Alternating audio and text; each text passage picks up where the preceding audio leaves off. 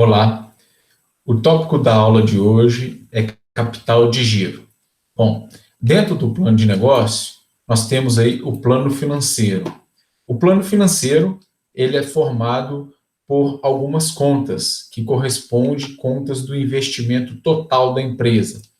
Parte dessas contas diz respeito ao investimento fixo, que é realizado pela empresa, ao capital de giro e também aos investimentos pré-operacionais. Nós vamos falar hoje especificamente de capital de giro. Pois bem, o capital de giro ele é um montante de recursos necessário para o funcionamento normal da empresa, ou todo aquele recurso financeiro que a empresa necessita desenvolver as suas operações. Quanto a compra de mercadoria e o financiamento que é dado aos seus clientes na hora da venda, como também o financiamento que é oferecido para a empresa em virtude da compra de insumos de seus fornecedores. Também a gente pode considerar o pagamento de despesa. Bom, para o capital de giro, é importante considerar algumas informações fundamentais para se chegar a um cálculo. A primeira dessas informações é o prazo médio de vendas. Então, o prazo médio que é dado ao seu cliente é importante considerar para o cálculo do capital de giro. O outro é o prazo médio de compras. É o prazo que você adquire o produto para o fornecimento aos seus clientes, ou seja, você adquire o produto do fornecedor, seja para produzir um outro produto, seja para vender uma mercadoria, ou seja também na prestação de um serviço. E por último, o chamado prazo médio de estocagem. Vocês precisam armazenar os insumos ou mercadorias por quanto tempo na empresa para manter as suas atividades e fornecer tais produtos aos clientes. Pois bem, é importante considerar que existem alguns setores de atividades que pressupõem um alto ou baixo capital de giro. Então, vamos exemplificar. Nós temos o setor de construção civil, um setor que, como característica, normalmente possui uma necessidade de um alto capital de giro. Por quê? Então, vamos exemplificar. Pressupondo que uma empresa ela venha construir um prédio e as unidades deste prédio, ou seja, os apartamentos, serão comercializados apenas após a finalização destes. Então, neste caso, a empresa não vai adotar aquela política de vender na planta para o cliente. Ela simplesmente vai vender após a conclusão dos apartamentos. Neste caso, a empresa terá alguns custos que antecedem a sua receita com as vendas, ou seja, pagar colaboradores, pagar todos os materiais que foram fornecidos para a construção do prédio e dentre outros custos. Então, neste exemplo especificamente, esse tipo de empresa necessita de um alto capital de giro. Em contrapartida, existem outros setores que talvez não demandam de tão alto capital de giro, uma vez que o formato de negociação da empresa às vezes permite ela trabalhar com baixo capital de giro. Por exemplo, uma empresa de buffet de festas. Pode ser que essa empresa adote como prática de comercialização, ao passo que o cliente queira adquirir o seu produto, o seu serviço, ela faz um contrato, recebe 50% antecipadamente e os demais 50% no dia do evento, no dia da festa ela vai receber.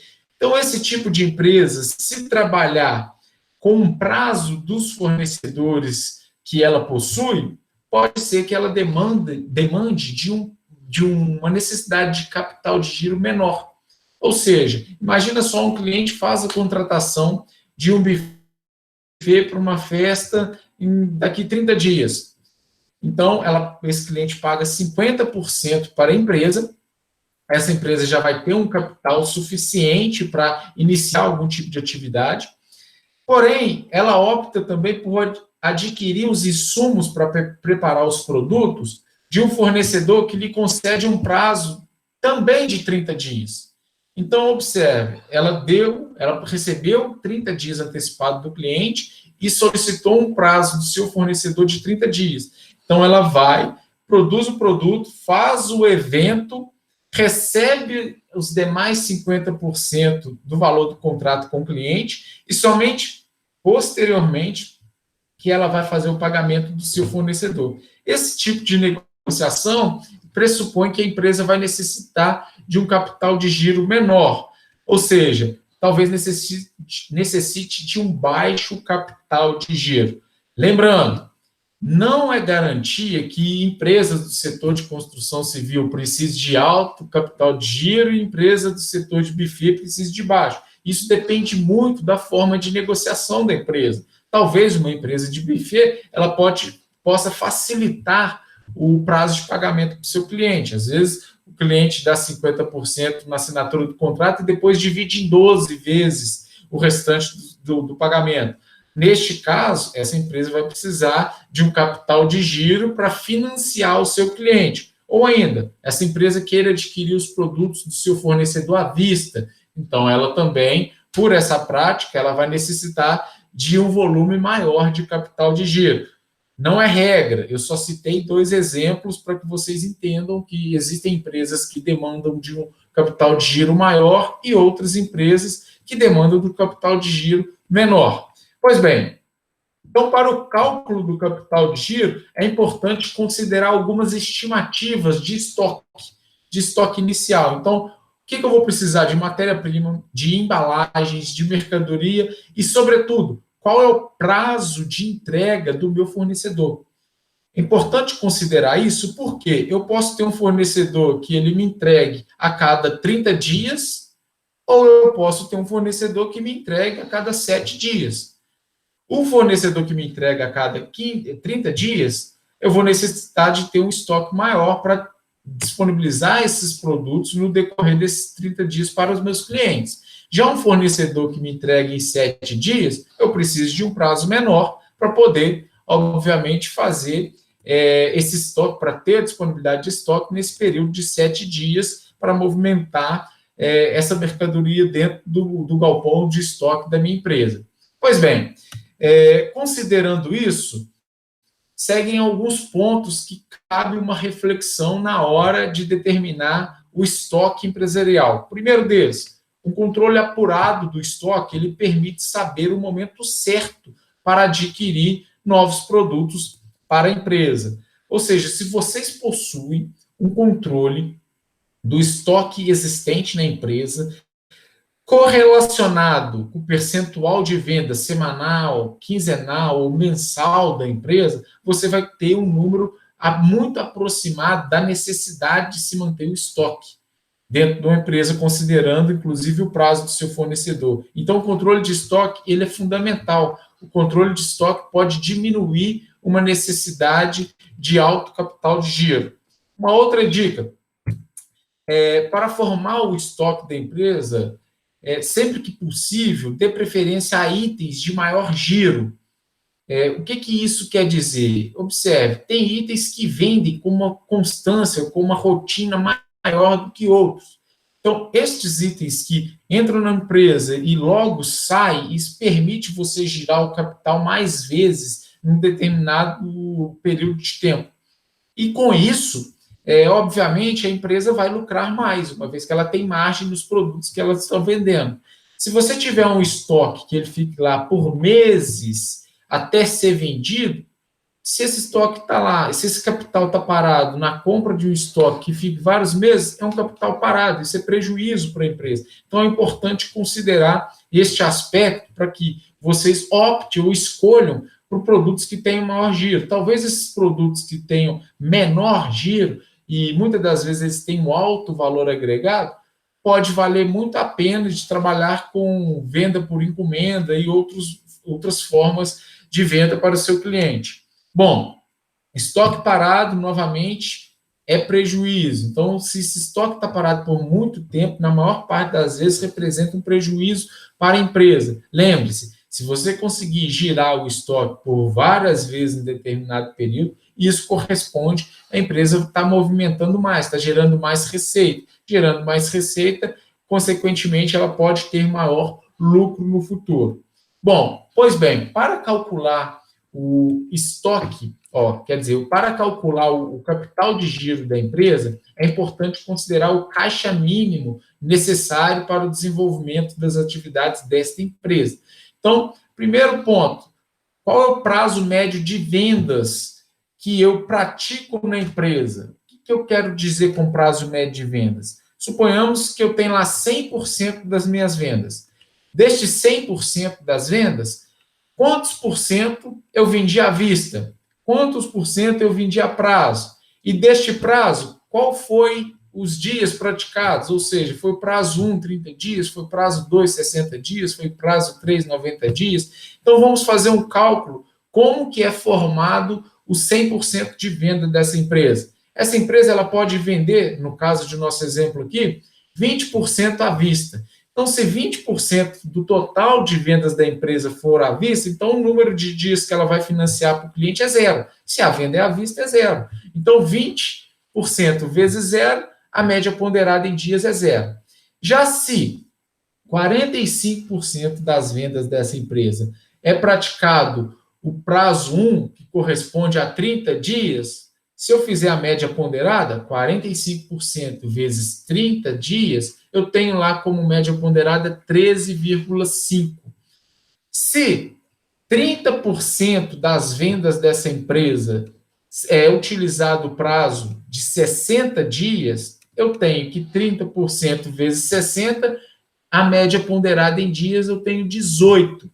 Se o prazo 3, que corresponde a 90 dias, 5% das minhas vendas, os clientes optam por esse prazo, eu tenho que 5% vezes 90, 4,5 a média ponderada em dias. Este total corresponde ao somatório desses, observem, todos esses prazos de vendas à vista, prazo 1, 2, 3, ele corresponde a 100% do total de receita de vendas da minha empresa. Agora, o somatório das médias ponderadas, no caso dessa empresa, eu chego a um total de 36 dias. Então, essa empresa ela financia, em média, os clientes por 36 dias, considerando o seu total de vendas e os prazos que são praticados por essa empresa. Pois bem, guardem esse número. Nós temos também o chamado prazo médio dos fornecedores, ou prazo médio de compras dessa empresa. Vamos considerar, no exemplo, que essa empresa ela compra 50% dos produtos à vista e os demais 50% utilizando zero, porque à vista eu tenho zero. 50% vezes 30 dias, eu tenho a média ponderada 15. Então, essa empresa ela é financiada por seus fornecedores em 15 dias. Guarde também esse número. Vamos calcular o estoque da empresa. Qual que é o prazo necessário para o estoque, para o giro do estoque desta empresa? Suponhamos aí que essa empresa tenha um prazo médio de permanência da matéria-prima ou de mercadorias no estoque de 5 dias. Então, a empresa precisa financiar as suas atividades até receber o produto do seu fornecedor, precisa ter um estoque para 5 dias, no mínimo. Então, considere isso também como um financiamento. A empresa precisa ter um capital de giro para financiar esses 5 dias de estoque. Pois bem, então nós vamos chegar na seguinte conta. A empresa, o prazo médio das contas a receber, que são as vendas da empresa, são 36 dias. O prazo médio de estoque são 5 dias. Se eu somar o prazo médio de vendas mais o estoque, eu tenho 41. 36 mais 5, 41. Porém, a empresa ela também recebe um prazo médio para o pagamento de suas contas, as contas com os fornecedores, de 15 dias. Então, 41 menos 15, eu tenho um prazo de 26. Este é o prazo que a empresa necessita em termos de dias para capital de giro.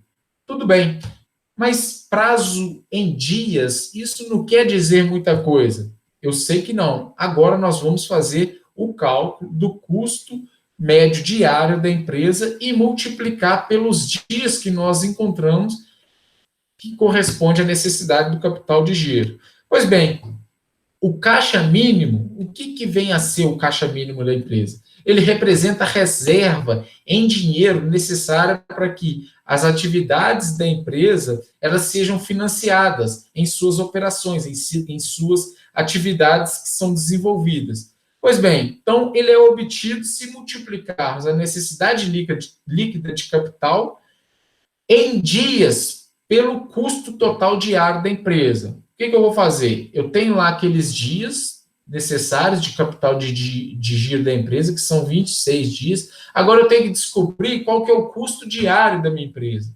E para descobrir esse custo diário da minha empresa, eu preciso entender qual é o valor de todos os meus custos fixos totais, como também qual é o valor de todos os meus custos variáveis totais.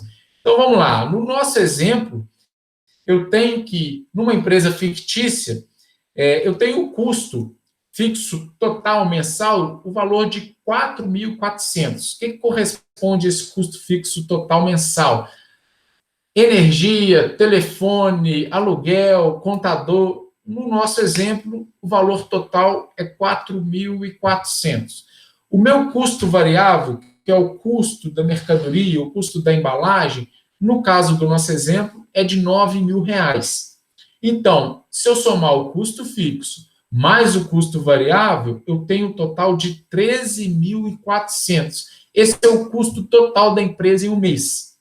Se eu dividir esse valor por 30 dias, que corresponde ao mês, eu vou chegar no valor de R$ 446,66. Então, observe, custo total diário da empresa, R$ 446,66. Se eu multiplicar este custo total da empresa pelos dias que eu encontrei na necessidade do capital de giro, se eu multiplicar um pelo outro, eu vou chegar no valor de R$ 11.613,16. Essa é a minha necessidade de caixa mínimo para a empresa. Então, esse é um formato de cálculo do capital de giro que vocês vão necessitar fazer para a empresa, para o projeto de negócio que vocês vão estar construindo. Bom, agradeço a atenção de todos.